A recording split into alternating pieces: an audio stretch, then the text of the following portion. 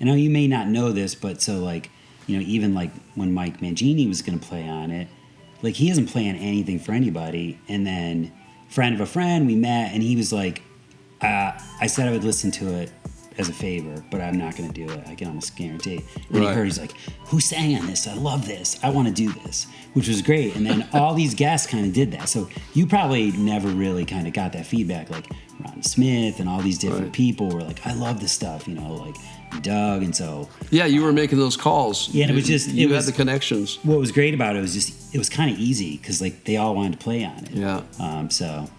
People like good songs, right? Yeah. Like I was saying earlier, again, like, it comes down to songs for me, right? It always does. And those records that I love so much, and the records that we have in common that we love so much that we talked about in the beginning, it's about songs more than anything to me. So I don't know, I think I forgot the goal when we started, or I don't know if we had a goal necessarily, but we just created. It certainly wasn't to get a record deal.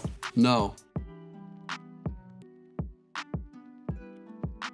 Actually, that's a really good point, like to talk a little bit about the Frontiers thing. So what I was doing was reaching out to some of my kind of trusted industry friends, and I have, my manager Paul Lazewski and my friend Dan Nevin from Shock Export in Australia many years ago that released a bunch of stuff that I was part of. And, I have these people, and Boss, my tour manager in Europe, and people whose ears I trust, and then I always thought Nick Teeter from Frontiers was an interesting one because, I read what's happening online, right, where he's interacting with music fans on behalf of Frontiers, and I always think the conversations are pretty interesting, and he's a picky listener, right? He's a particular listener. He wants to hear stuff that's high quality, right? So I thought it would be just interesting to see what he said, not thinking that we would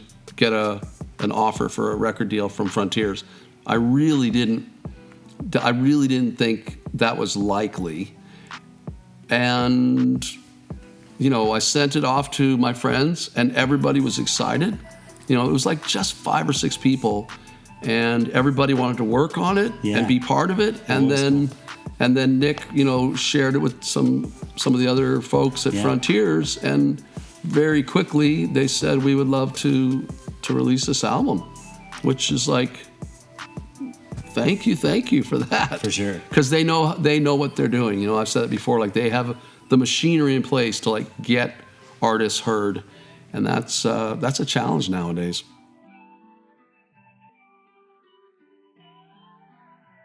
For me, definitely was really cool to have like Nick Brophy mix it. Oh my gosh, yeah. Like Nev Xander did an awesome job on it. Jimmy Wallace like crushed the piano on it and keys, and it was cool to get the reaction from people. Like, I don't know, like we were casual about it when we wrote it, and then it was kind of all these people were like.